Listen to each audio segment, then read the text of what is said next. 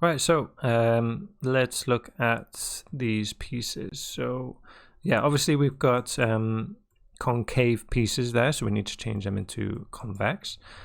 So we'll start by assembling this to give us a different name attribute for each 3D piece. This basically, you know, when we just drop and assemble and do this create name attribute, it's doing the same thing really as the connectivity sub. Just instead of creating a class attribute, it creates a name attribute. It probably has connectivity sub on this. Oh. Just crashed Houdini there. I'm going to open crash file. Check the time. Yeah, there we go. Right, let me just get prepared here. What was I doing? Looking in here, and I'm guessing, there we go, see, connectivity subs. So yeah, pretty much does the same thing. Press P, and then I'll call this concrete, just same as before, so it will overwrite what we did in the for each loop, you know, the name attribute there. But that's okay. Okay, and now that we have that, we can make sure to leave that exploded view over the side. I want to measure again so that we can split out the big pieces. And again, area is fine. We're going to do per piece, and instead of class, use the name attribute. So we'll still have that class attribute on there. Okay, so you know, we don't want to measure these pieces. We want to measure these pieces. And I'm going to split out the bigger pieces for the convex decomposition, right? So split again. And we'll do this. So at area is bigger than, I chose 5, seem to work. Okay, invert selection to get a sense of the smaller pieces.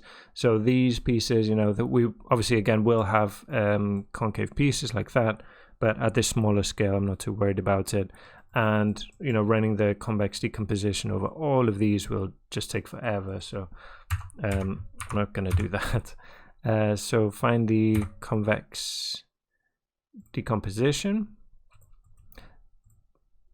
and again, small bits, pieces, whatever, it doesn't matter. Come here and then select one of the pieces. So press 9 and go into my name attribute and grab a piece which, like this, so it definitely has concave areas like that. And then just delete that. Obviously, this will be temporary, just kind of isolating that to test out the values here. So just by default, that's okay. But we can push it down a bit. It's kind of balancing, you know, how long this takes, because it will take a while to run through all of this over, you know, the shape basically. So maybe we can template that over the top. So that looks pretty good there. Not a massive difference. There is a difference, but not too much. Okay. So again, I'm going to save this, bypass this, and it will run through all of those pieces. Great, okay, and then merge them together again. Okay, turn that off, don't need to see that. So these will be our proxy pieces. Let me see, we want ABD constraints from rules. Okay, so proxy pieces go there. And then our normal geometry can go here.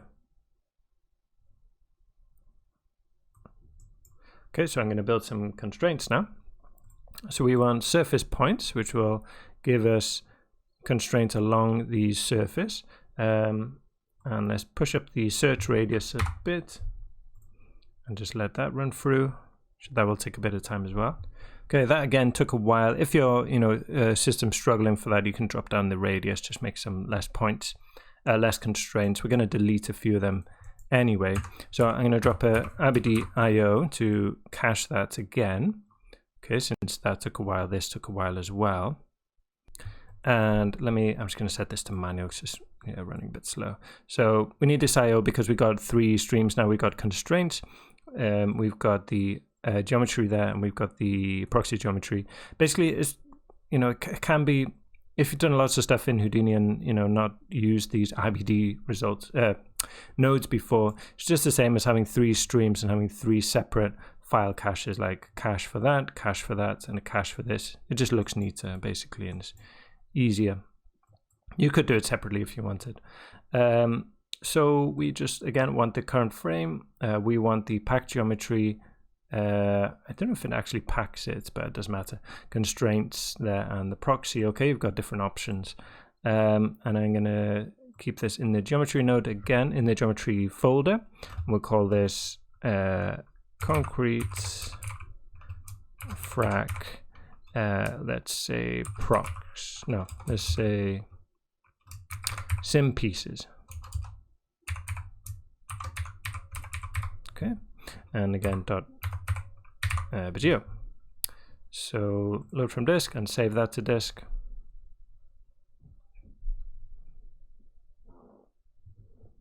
Oh, actually set that to auto update and save it to disk.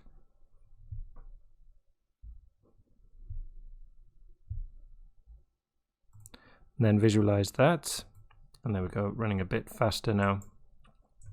And from there we can see, if you drop a node just to take a look, we got all of our constraints. There's a lot there. 900,000, well, yeah, 600,000 primitives. So we'll prune them down a bit. And then we got all of our pieces there. Okay, and our proxy geometry. Great.